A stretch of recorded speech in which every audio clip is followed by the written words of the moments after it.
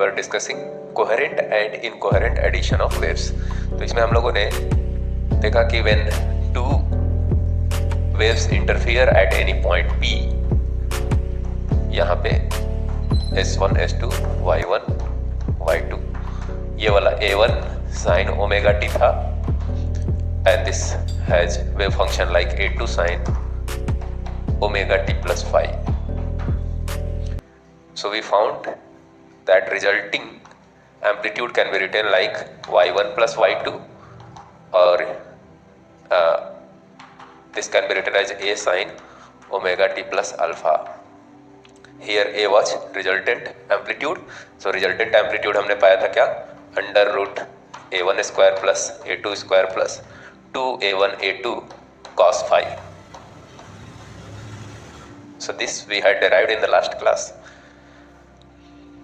After this we had derived maximum amplitude जो कि A1 plus A2 के बराबर आया था। कब आया था ये? When phi was 0 degree. और in particularly phi we can take like integral multiple of 2 pi, यानी कि 2n pi you can say, or in general more general we can write like phi should be 2n pi, और n क्या है यहाँ पे, integers है, plus minus 1 plus minus 2 and so on, alright, like this. Okay, so amplitude maximum हमने पा लिया था। फिर ऐसे ही हमने एम्पलीट्यूड मिनिमम भी पाया। एम्पलीट्यूड मिनिमम वाल what, A1 minus A2, okay, when phi was 180 degree, alright, that means we can write phi is equal to 2n minus 1 pi, alright, 2n minus 1 pi, that means n can be any odd integral multiple of 180 degree, 1 pi, 3 pi, so n is 1 2 3 4 so on integers like this। ये ज़्यादा general sense में हमें बताता है, वो 180 degree के लिए हमने बोला था। Alright, in terms of intensity if we talk, intensity क्या आया था हमारे पास, intensity I was I1 plus I2 plus 2 under root I1 I2 cos phi, intensity के टर्म्स में। ऑलराइट, इसमें हमने देखा कि I max जो आएगा वो क्या आएगा, under root I1 plus under root और इसका होल स्क्वायर। इसी तरीके से I मिनिमम हमको मिल गया था what, under root I1 minus under root I2 का whole square. So these are the things which we have covered in the last topics. तो अगर हम रेशियो वगैरह निकालना चाहें I मैक्सिमम और I मिनिमम का, वो भी हम लोग लिख सकते हैं, उन सबको रटने का जरूरत नहीं है, this is quite obvious. Let us right one question.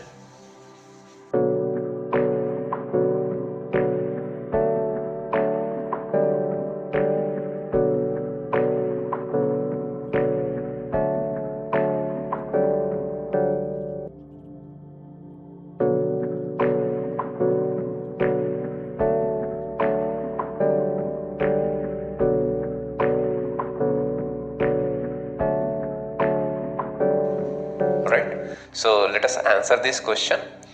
कह रहे हैं कि two coherent sources of same intensity, intensity क्या है, same intensity, interfere at any point P। Okay, so what we have to show that the resultant intensity is I which is equal to 4 I naught cos square phi by 2। Alright, also show that if the sources are incoherent then the average intensity at any point is 2 I naught। यहाँ पे I naught जो है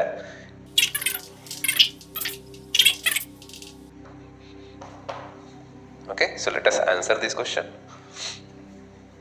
So when we have two sources, यानी कि दो sources हमारे पास हैं और दोनों सेम इंटेंसिटी के हैं, तो हम लोग जानते हैं क्या, इंटेंसिटी का फॉर्मूला हम लोग जानते हैं कि we know I is equal to what, I1 plus I2 plus 2 under root I1 into I2 cos phi. ये हम लोग ऑलरेडी डिस्कस कर चुके हैं। ऑलराइट, सो यहाँ पे हो क्या रहा है कि दोनों जो सोर्सेस हैं, दोनों सोर्सेस क्या है हमारे, सेम इंटेंसिटी के हैं। तो दोनों सोर्सेस जब सेम इंटेंसिटी के हैं तो I1 will be equal to I2 and that will be equal to I naught.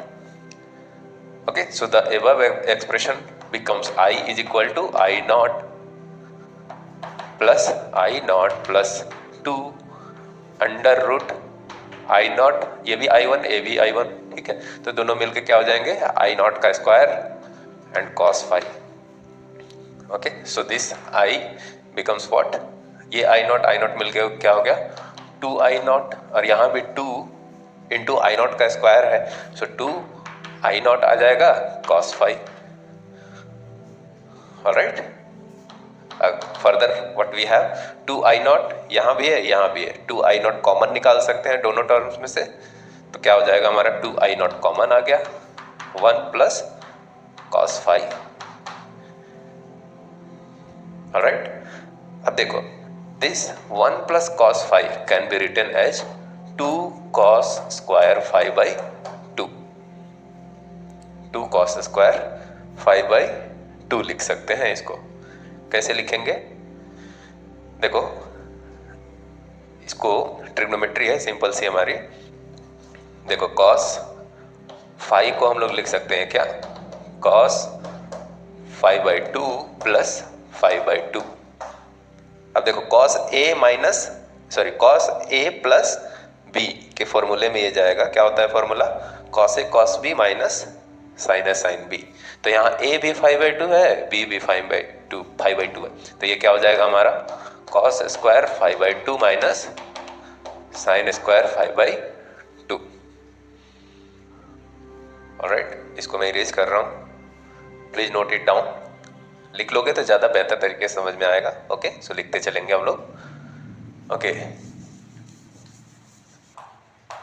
cos phi हो गया cos square 5/2 minus sign square 5/2।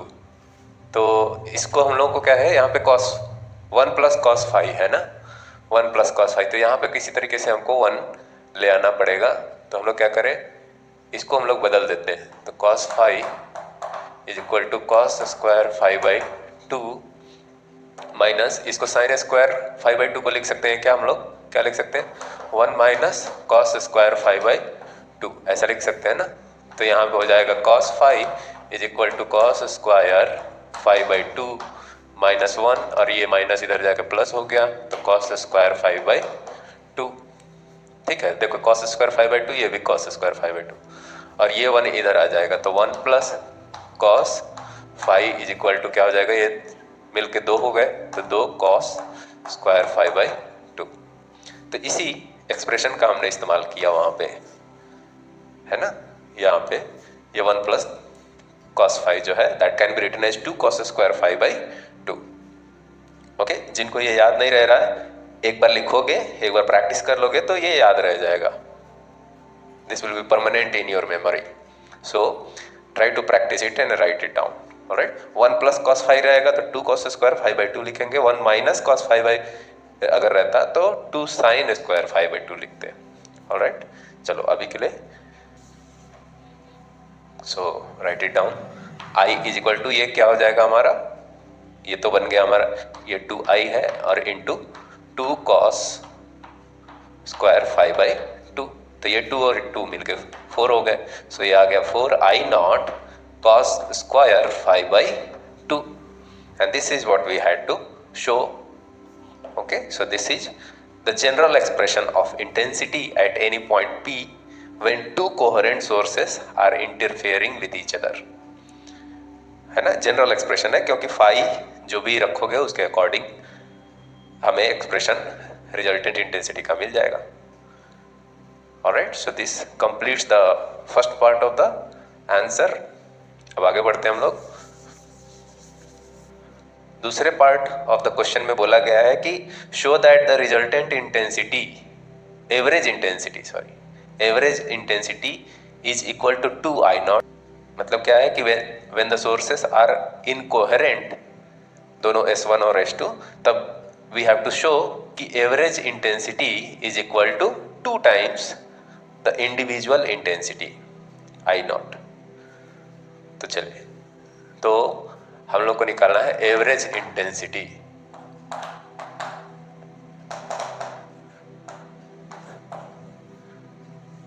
Average intensity when sources are incoherent.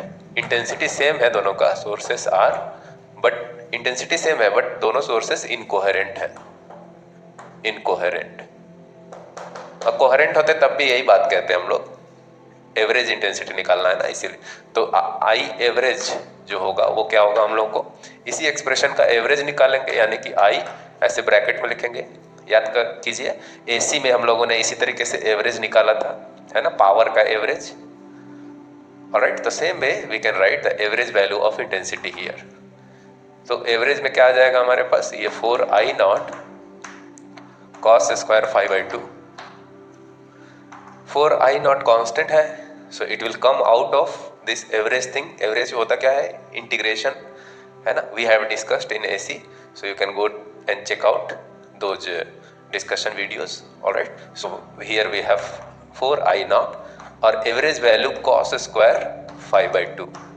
cos square 5/2 का average value कितना होता है, इसका average value होता है कितना, हाफ।